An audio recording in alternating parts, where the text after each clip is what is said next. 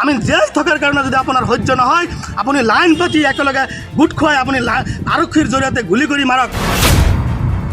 আমি ব্ৰইলাৰ মুৰ্গী নহয় যে এটা মুৰ্গী কাটিব বাকী মুৰ্গীসকল বোবাৰ নিচিনা বহি থাকিব। আমি তেনেকুৱা আমি সংখ্যালঘু মানুহ নহয়। আমি গণতান্ত্ৰিকভাৱে আমি আন্দোলন কৰিম। আমাক অন্তত জীয়াই থাকিব দিয়ক। আৰু অসমত যদি বিভিন্ন পশু বা বিভিন্ন জীৱ জন্তুৰ যদি এই স্থান আছে, অসমত যদি বিভিন্ন প্ৰাণীৰ স্থান আছে, তেনেহ'লে মানৱ জাতিৰ কিয় স্থান নাই? সংখ্যালঘু মুছলমানৰ ওপৰত অত্যাচাৰ বন্ধ কৰক, অন্যথাই মুখ্যমন্ত্ৰী ডাঙৰীয়াক আমি সকীয়াই দিছোঁ। পৰৱৰ্তী সময়ত অসমৰ পৰিস্থিতি যদি ভয়াৱহ তেনেহ'লে যদি আইন শৃংখলা অৱনতি ঘটে ইয়াৰ দায়ী হ'ব মুখ্যমন্ত্ৰী ডাঙৰীয়া। অসম চৰকাৰে যাতে কোনো ঠাইত এনেকুৱা পুনৰাবৃত্তি ঘটনা নহয়। গতিকে আমি সংখ্যালঘু মুছলমান যদি এনেকৈ অত্যাচাৰী হয়, এনেকৈ নিৰ্যাতন যদি আমাৰ ওপৰত চৰকাৰে এনেকুৱা সিদ্ধান্ত ল'ব লাগে, যি সিদ্ধান্তত আমাৰ এই অসমত মুছলমান মানুহ লাগিলে একেলগে লাইন পাতি থিয় কৰাই আপোনালোকে গুলি কৰি মাৰক, কিন্তু কেনেকৈ জীয়াই আপোনাক নামাৰিবলৈ আমি আহ্বান জনাইছোঁ। আপোনাৰ যদি সহ্য নহয় মুখ্যমন্ত্ৰী ডাঙৰীয়া, আপোনাৰ যদি সঁচা অৰ্থত আমাৰ এই নিৰহৰ দৰিদ্ৰ কৃষকসকলৰ ওপৰত যদি আমি জীয়াই থকাৰ কাৰণে যদি আপোনাৰ সহ্য নহয় আপুনি লাইন পাতি একেলগে গোট খুৱাই আপুনি আৰক্ষীৰ জৰিয়তে গুলি কৰি মাৰক, আমাৰ সহ্য হ'ব। কিন্তু এনেকুৱা যদি হঠাৎকৈ আমি সিদ্ধান্ত লৈ আপুনি নিৰহৰ মানুহৰ ওপৰত গুলি চালাই হত্যা কৰে, এই কথাটো আমি সংখ্যালঘু সংগ্ৰাম পৰিষদে সহ্য নকৰোঁ। আৰু আমি ব্ৰইলাৰ মুৰ্গী নহয় যে কোনোবাই কাটি থাকিব আৰু বাকী মুৰ্গীসকল চাই থাকিব।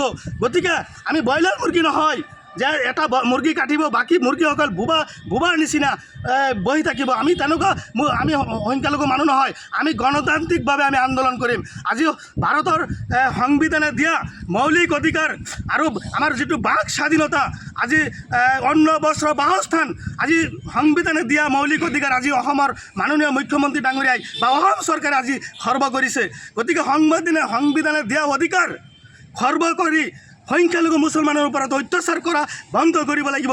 অন্যথাই আমি সংখ্যালঘু সংগ্ৰাম পৰিষদে আমাৰ সংখ্যালঘু মুছলমানক লৈ আমি ৰাজপথত গণতান্ত্ৰিকভাৱে আন্দোলন কৰিম। আৰু ইতিমধ্যে আমি অহা 7 তাৰিখে আমি দিল্লী কপাম এই মুখ্যমন্ত্ৰীৰ যিটো স্বৈৰাচাৰী শাসন আৰু এই যিটো অত্যাচাৰ আৰু বিভিন্ন ধৰণৰ মানসিক শাৰীৰিকভাৱে অত্যাচাৰ কৰা যিটো পৰিকল্পনা, এই পৰিকল্পনা নিশা কৰাৰ কাৰণে আৰু দিল্লী নেতৃত্ব জনোৱাৰ কাৰণে ইতিমধ্যে আমি এটা সিদ্ধান্ত লৈছোঁ যে সংখ্যালঘু সংগ্ৰাম পৰিষদে হাজাৰ প্ৰতিবাদকাৰী লৈ আমি ৰাজপথ কপাবলৈ আমি বাধ্য হ'ম।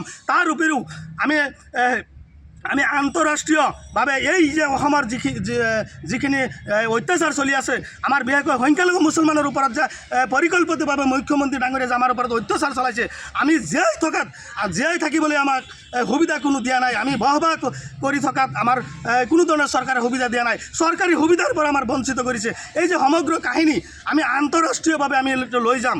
ইতিমধ্যে চন্দ্ৰবাবু নাইডু আৰু নীতিশ কুমাৰৰ ওচৰত আমি যোৱাৰ প্ৰস্তুতি চলাইছোঁ যে কেন্দ্ৰীয় নেতৃত্বত যাতে হেঁচা দিয়ে, মুখ্যমন্ত্ৰী ডাঙৰীয়াক যাতে হেঁচা দিয়ে, এই অসমৰ নিৰ্যাতন যাতে বন্ধ হয়। গতিকে মুখ্যমন্ত্ৰী ডাঙৰীয়াক আমি আহ্বান জনাইছোঁ যে আমাক অন্তত জীয়াই থাকিব দিয়ক।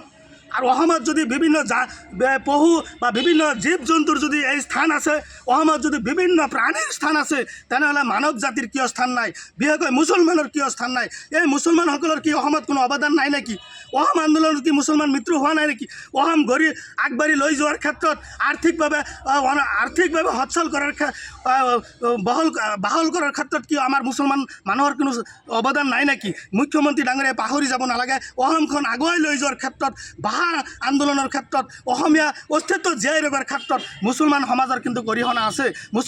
সংখ্যালঘু মুছলমান মানুহৰ কিন্তু যথেষ্ট অৰিহণা আছে। গতিকে মুখ্যমন্ত্ৰী ডাঙৰীয়াক আমি পুনৰ বিবেচনা কৰিবলৈ আমি আহ্বান জনাইছোঁ। সংখ্যালঘু মুছলমানৰ ওপৰত অত্যাচাৰ বন্ধ কৰক, অন্যথাই মুখ্যমন্ত্ৰী ডাঙৰীয়াক আমি সকীয়াই দিছোঁ।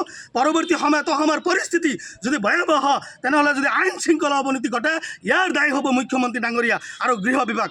গতিকে আৰু তাৰ লগতেও যিসকল ব্যক্তি মৃত্যু হৈছে তেওঁলোকৰ ক্ষতিপূৰণ আমি দাবী কৰিছোঁ। আৰু লগতে যিসকল আৰক্ষী ইতিমধ্যে আহত হৈছে তেওঁলোকৰ আশু আৰোগ্য আমি কামনা কৰিছোঁ। আৰু পুনৰ কোনো ঠাইত যাতে